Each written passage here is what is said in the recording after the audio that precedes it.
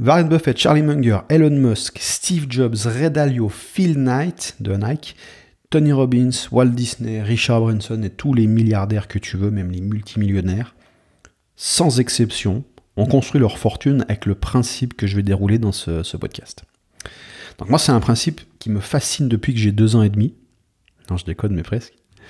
Et toutes mes journées, en fait, sont organisées sur la base de ce principe, en 2 temps. On va voir, il y a une phase exécution le matin et une phase accélération l'après-midi.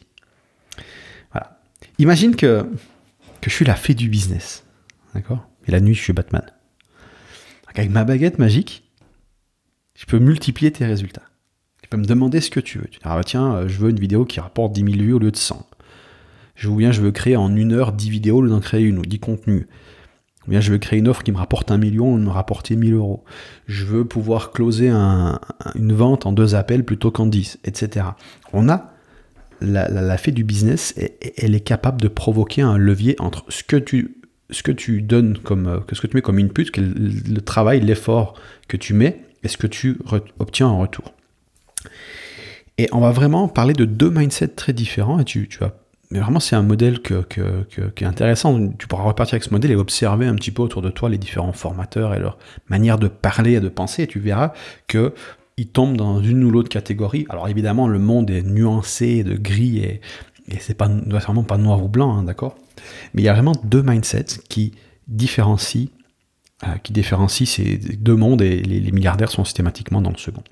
Donc, tu as le mindset de l'artisan, et tu as le mindset de l'ingénieur. D'accord? Et moi, les premières années de mon business, j'avais vraiment pas du tout conscience de ça. Donc, par exemple, je crée une vidéo YouTube, puis une autre, puis une autre, puis une autre. Et à chaque vidéo, je regardais les statistiques, les vues, les ventes, en espérant que le nombre d'abonnés augmente. Et il augmente. D'accord? Le principe de régularité est très important. Si tu fais la même chose pendant 10 ans, tu auras des meilleurs résultats après 10 ans. Tu auras plus d'inscrits, tu auras plus... D'accord? Tu vas t'améliorer. Mais juste faire la même chose encore et encore, ça suffit pas. Tu veux améliorer d'une fois à l'autre. Les Japonais ont d'ailleurs un terme là-dessus, ils appellent ça le Kaizen. Donc on veut s'améliorer de jour en jour, peut-être de 1%. D'accord? Et en fait, on a un principe derrière ça. D'accord? Ce qu'on appelle la pensée en machine. Et ce principe, moi, il m'a sauté à la figure en lisant pour la première fois le livre Principles, Life and Work de Ray Dalio, que je te conseille vraiment. Il organise toutes ses connaissances sur la base de principes pratiques qui lui permettent de prendre du recul et voilà, d'avoir beaucoup plus de levier dans ce qu'il fait. Et il nous dit ça, Ray Dalio, il nous dit « Considérez-vous comme une machine fonctionnant dans une machine et sachez que vous avez la capacité de modifier vos machines pour produire de meilleurs résultats. » D'accord? Imagine une machine à bois qui produit des portes. Tu mets du bois dedans, il sort des portes. Tu peux modifier la machine pour qu'elle aille 2 fois plus vite, pour qu'elle fasse des portes plus belles. Tu peux créer une autre machine qui amène le bois. Tu peux engager des équipes qui sont eux-mêmes une machine dans la machine, qui vont amener le bois. Et donc, du coup, toi, les portes se créent et toi, tu n'as plus qu'à regarder et encaisser la différence. D'accord? Et il le dit d'ailleurs, Redalio, il dit « Faites la distinction entre vous, en tant que concepteur de votre machine, et vous, en tant que travailleur dans votre machine. » Et ça, c'est pas si évident que ça en pratique. Il faut vraiment prendre conscience de ça. Tu vois, moi, c'est pour ça que je sépare mes journées en 2 temps. Donc le matin, je suis l'exécutant, j'exécute mes procédures, et l'après-midi, je conçois mes procédures, je conçois ma machine. Donc c'est des process, ça peut être les gens que tu as embauchés, d'accord? Tout ce qui constitue le système. Et tu veux, quand tu penses en machine, l'objectif, c'est de te retirer de l'équation au maximum. Alors au début, quand tu démarres, c'est relativement difficile, voire impossible, mais avec le temps, tu veux vraiment avoir ce mindset de l'ingénieur où tu dis, ok, aujourd'hui je le fais moi-même, mais demain je veux que ça soit plus simple, et demain je veux que ça soit automatique, ou demain je veux que ça soit délégué. Ton objectif final est parfait, on n'atteint jamais la perfection, mais l'objectif c'est de pouvoir regarder le truc tourner sans toi, sans même y penser une seule seconde. Le truc s'améliore sans toi. Non seulement il tourne, mais il s'améliore, parce qu'il y a le principe d'entropie, d'accord? Les choses ont tendance à se désorganiser avec le temps. Je veux dire, quand tu vieillis, tu as l'entropie sur ton corps. Le business subit de l'entropie, il subit le boutrage du temps aussi. Et donc, tu veux pouvoir compenser ça. Bref, bon, tout business a un cycle de vie, et donc il naît, il grandit, il meurt. Voilà. Donc, Bref, on veut mettre en place une machine et on veut s'extraire de cette machine. Et voilà. Et donc moi, je vois beaucoup d'artisans, d'entrepreneurs, de créateurs se considérer comme des artisans. C'est très bien. Moi, j'ai rien à contre. Je dis pas que c'est faux. Il faut juste prendre conscience des avantages et des inconvénients. Si tu aimes être efficient, si tu veux travailler moins et gagner plus, le mindset de l'artisan, il est contre-productif. Le mindset de l'artisan, c'est celui qui cherche un business passion, qui dit « Ok, je vais me lever le matin et faire ce que j'aime. » Quitte à bosser toute la journée, ou même 4 heures. En principe, ce qui revient, c'est « Je veux travailler 4 heures par jour sur un truc que je kiffe faire et avoir mes après-midi disponibles. » C'est une manière de faire, il y en a qui font ça. Il y en a peu qui arrivent, mais il y en a qui arrivent, hein, d'accord ? Et le problème avec ça, souvent, c'est que moi, je préfère, tu vois, avoir un business où je dis, je préfère travailler 2 heures par semaine à faire un truc que je déteste et avoir le reste de la semaine pour moi, plutôt que de chercher un business où je travaille 4 heures dans un truc que j'aime faire et d'avoir l'après-midi pour moi. D'ailleurs, c'est ce que conseille de faire, qui me fait rire dans la semaine de 4 heures. Parce que le problème, c'est que trouver une passion pour un sujet, c'est difficile, toi, d'être passionné par quelque chose quand tu as des contraintes. Quand tu as un business, tu as des contraintes. Si tu crées un contenu, c'est pour une certaine audience. Donc, il faut parler d'une certaine façon. Tu vois, quand tu es en mode passion, tu dis, OK, voilà, moi, de quoi je veux parler. Quand tu es en mode business, tu dis, voilà de ce que les gens veulent entendre. Et donc, du coup, le but, c'est de te soustraire, encore une fois, de l'équation, en disant, OK, c'est pas à propos de moi, ce business, c'est à propos d'eux. C'est eux qui ont un problème, moi, je suis là pour le résoudre. Donc, s'ils veulent parler de X, il faut que je parle de X. Par contre, quand je suis en mode passion, en mode je m'amuse, tu vois, si je crée des contenus ou je fais de la musique ou c'est juste pour moi, je m'en fous de ce que pensent les gens. Je crée un truc et on verra bien qui c'est que ça intéresse. Et tu peux avoir la chance, il y en a qui ont la chance d'avoir un intérêt en commun avec une audience et d'être positionné comme ça et d'avoir un business qui tourne comme ça, c'est plutôt rare. Et réussir à aligner ce que tu kiffes avec ce que les gens kiffent, c'est toujours compliqué. Alors évidemment, on veut quand même être passionné par le business, mais c'est plus intéressant non pas d'être passionné par l'exécution, mais par l'accélération. D'accord ? C'est-à-dire créer des machines. Donc, moi, ce qui m'intéresse, c'est ça, c'est pas de créer le contenu, c'est pas ça qui me passionne. Ce qui me passionne, c'est de mettre en place une machine qui va faire en sorte que ça va générer des contenus avec le minimum de mon intervention, voire pas du tout. Et j'aime chercher des solutions pour faire ça, pour moi et pour mes clients, et je passe la majorité de mon temps avec mes clients à mettre en place des machines qui soustraient leur temps de travail et qui augmentent leurs résultats. D'accord ? Donc moi, c'est ça qui me passionne. Parce que c'est là que le game il est. On va voir ça. Le truc, tu vois, c'est que l'artisan, le freelance, l'indépendant, le salarié, ils ont tous le même mindset de productivité. D'accord ? Tous les matins, ils se lèvent pour accomplir le travail de leurs propres mains. C'est une étape qui est indispensable. Au début, quand tu commences, tu n'as pas de capitaux, tu n'as pas de levier, tu dois faire le travail par toi-même. Il faut juste approcher le travail avec l'état d'esprit de dire, OK, je vais mettre en place des procédures, des machines, pour m'extraire le plus rapidement possible de ça. Mais pour l'instant, je dois le faire moi-même. Et dès que je peux, je prends du levier. Tu vois, je veux dire, il y a une grosse différence avec ce mindset que juste le mindset de l'artisan. Parce que l'artisan dit, OK, je fais un truc qui marche. Par exemple, je vais créer des contenus, donc toutes les semaines, je vais créer des contenus, je crée des contenus, ça commence à marcher, je gagne de l'argent, et cet argent, je le prends pour moi et je l'investis dans mon lifestyle. Celui qui a la pensée d'ingénieur, il crée des contenus, il commence à gagner de l'argent, et cet argent, il le réinvestit dans son business pour créer des machines, pour avoir un levier, pour s'extraire, et ensuite gagner encore plus parce qu'il peut mettre à l'échelle son business. Il dit, OK, maintenant que j'ai la machine, il qu'elle est indépendante de mon temps, ou très peu, genre en 1 heure par semaine, je peux créer 100 contenus, parce que derrière, j'ai une équipe qui crée mes contenus à la place, parce que j'ai systématisé le processus, j'ai un système qui est simple, qui est transférable, et donc il peut tourner sans moi, quasiment. Et donc du coup, il suffit je peux faire plus, parce que souvent c'est faire plus de ce qui marche pour scaler, d'accord ? Et le problème, c'est que si tu as besoin de mettre du temps, donc c'est-à-dire que si tu veux scaler x10, il faut travailler 10 fois plus, ce qui marche pas, tu finis en burn-out. Donc on réfléchit, si on veut gagner beaucoup plus, à s'extraire de la machine pour pouvoir avoir des leviers autres que son propre temps. Donc, voilà, si tu veux accélérer, tu as besoin de ce mindset d'accélération, de la pensée en machine. Parce que, basiquement, tu as 2 choix. Soit tu te retires de l'équation, soit tu sacrifies ton lifestyle. C'est un principe qui est relativement simple à comprendre, mais en pratique qui est relativement difficile à appliquer. Je vais un petit peu t'illustrer les 2 mindsets. Donc on a l'artisan qui travaille de ses propres mains pour obtenir un résultat. Il peut avoir un levier x10 par exemple. C'est-à-dire qu'entre l'amateur et l'expert, donc c'est vraiment la compétence qui fait levier, l'expert peut aller peut-être 10 fois plus vite et il sera 10 fois plus précis que l'amateur. d'accord? Donc il fera un meilleur travail plus rapidement. Mais tu es quand même limité. Il y a un moment donné, les gains, plus tu gagnes en compétences, plus les gains sont... Tu vois, tu as un rendement décroissant. Ça veut dire qu'au bout d'un moment, devenir 2 fois meilleur va seulement t'amener 5% d'optimisation. D'accord? Et c'est sans compter que tu as un point de défaillance. C'est-à-dire qu'un business, il y a un truc qu'il faut comprendre dans le business, c'est le chiffre 1 est dangereux.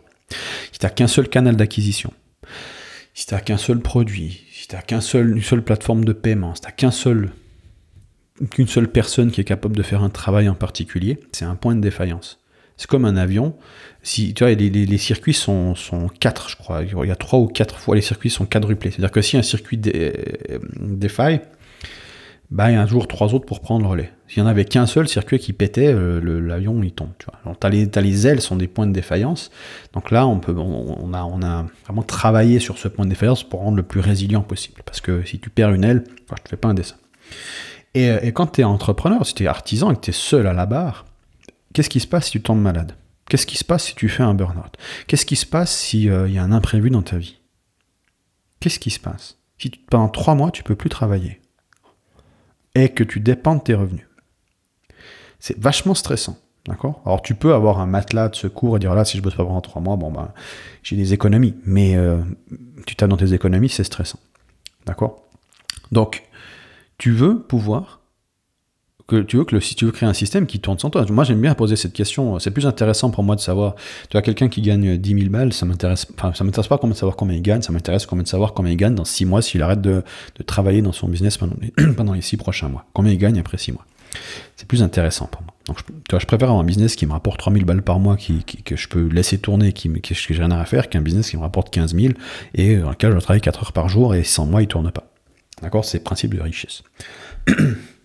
D'accord? C'est la différence d'avoir du cash et de la richesse. C'est le principe de créer des actifs.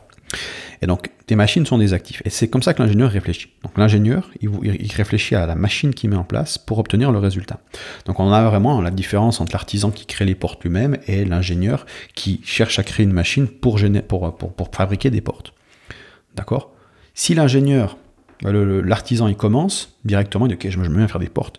Il fait ses portes. Et en 1 mois, il fait 4 portes. Il fait une porte par semaine. Je sais pas, je suis nul en porte, mais bon, bref. Et de l'autre côté, tu as l'ingénieur qui dit « Ok, moi, je vais mettre en place une machine ». Donc, il commence à étudier comment on fait des portes, il essaye un petit peu. Bon, à la fin du mois, il n'a rien produit. L'artisan a déjà vendu 4 portes. Le mois d'après, l'artisan a fait 5 portes parce qu'il s'est amélioré. Après 6 mois, l'artisan, il arrive à faire 6 ou 7 portes par mois. L'ingénieur, lui, après 6 mois, il a une première version de sa machine qui permet de faire une porte par jour. Donc, après 6 mois, le premier mois, il fait 30 portes. Donc déjà, après 1 mois, il a quasiment dépassé les 6 mois de travail de l'artisan. D'accord. Et l'artisan, au début, il se foutait de sa gueule, parce que le mec, il n'en foutait pas une selon lui, d'accord. Donc c'est ça la différence. Et donc l'ingénieur, lui, ce qui l'intéresse, donc au début, s'il fait des portes par lui-même, c'est juste pour voir le processus, pour ensuite construire une machine autour. Puis une fois qu'il a fait la version 1 de sa machine, qui génère de l'argent avec cette machine, qu'est-ce qu'il fait? Il va acheter une plus grosse machine d'un expert, qui va mettre à la place de la sienne. Et là, bim, tout d'un coup, il fait 10 portes par jour. L'artisan, il est à 8 portes par jour, là, il est en mode burn-out, il n'en peut plus, il a des factures imprévues qui sont tombées, et l'autre, il est en train de te débiter 100 portes à la minute, quoi, bientôt. Tu vois, donc on a vraiment cette différentiel, c'est comme ça qu'on crée un monopole aussi, entre autres. Et donc, du coup, ce que dit Ray Dalio, ce qu'il dit, c'est que c'est plus important, il le dit où, c'est beaucoup plus important que vous soyez un bon ingénieur de votre machine qu'un bon exécutant dans la machine. Parce qu'on a ce différentiel. Tu vois, parce qu'une fois que tu as mis en place les machines, tu veux des systèmes les plus simples possibles. D'accord? Tu veux retirer le superflu, standardiser le meilleur, automatiser le répétitif et déléguer le reste. Quand tu as un process qui est extrêmement simple, c'est plus facile de trouver les gens pour l'appliquer. D'accord? Plus le truc est complexe, plus il faut des gens qualifiés. Et notamment quand on est dans la création de contenu, la vente et ce genre de choses, c'est des talents qui coûtent cher. D'accord? Parce que c'est des gens qui sont capables de générer de l'argent, donc ils en sont conscients, et donc du coup, ils vont t'en demander aussi parce qu'ils t'apportent beaucoup de valeur. Et donc, tu veux faire en sorte que des systèmes soient le plus simples possible pour avoir le moins besoin, t'as pas besoin de l'expert international qui coûte 40 000 balles la minute. Tu vois. Donc tu vas pouvoir déléguer beaucoup de tâches à des gens qui sont beaucoup moins expérimentés et qui peuvent faire tourner le système. Donc c'est l'intérêt aussi de penser en machine, c'est de vraiment pouvoir voilà, simplifier le fait de déléguer. Et avant de déléguer, tu veux automatiser, c'est important. Voilà, c'est là que le game est en fait. Tu vois, parce que ces machines, elles s'imbriquent les unes dans les autres. Comme il disait Ray Dalio, tu es une machine dans la machine. Donc l'entrepreneur est une machine. Et ça, c'est très intéressant de se considérer comme une machine déjà. Parce que ta machine, donc t'as ton énergie, ton physique et ta psychologie, ton mental.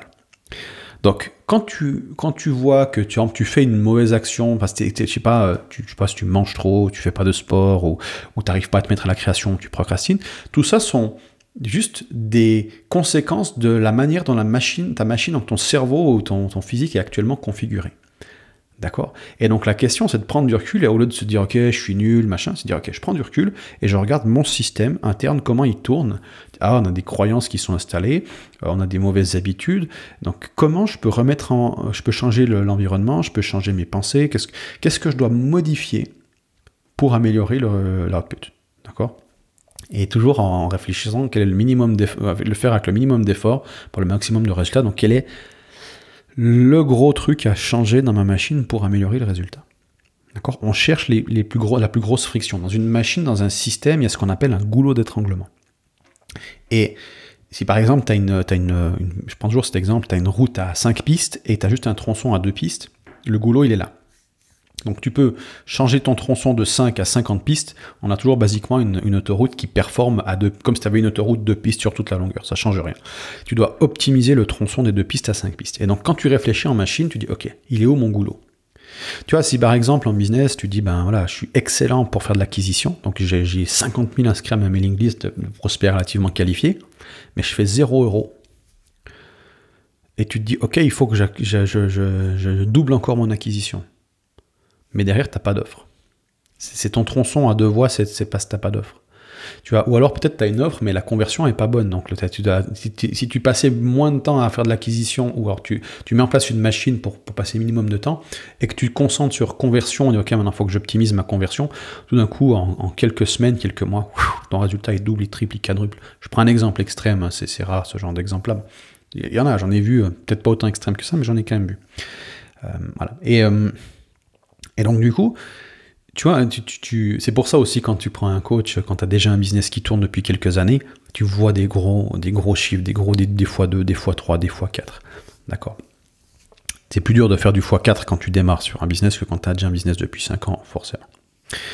Et donc voilà, moi c'est ce que j'appelle systématiser ton génie. Tu vas regarder les machines et tu vas créer des process. Mais la machine, c'est toi. Tu commences par ton propre mental, ton propre corps, et ensuite tu as des process, des machines qui se mettent autour, et ensuite tu peux engager des équipes, et toi tu as des nouvelles machines, c'est pour gérer les machines, et à un moment donné, ton business, c'est la machine principale. Et ça, c'est le dernier point où je voulais en venir, c'est la pensée des investisseurs, c'est vraiment l'ingénieur par excellence. C'est-à-dire que pour l'investisseur, les produits, c'est pas ce qui est vendu au consommateur. Le produit, c'est le business en lui-même qui produit de la valeur. Et ils achètent des parts de ce produit-là, d'accord ? Comme ils font des emplettes pour aller acheter des tubes de dentifrice, ben eux, ils achètent des parts de business.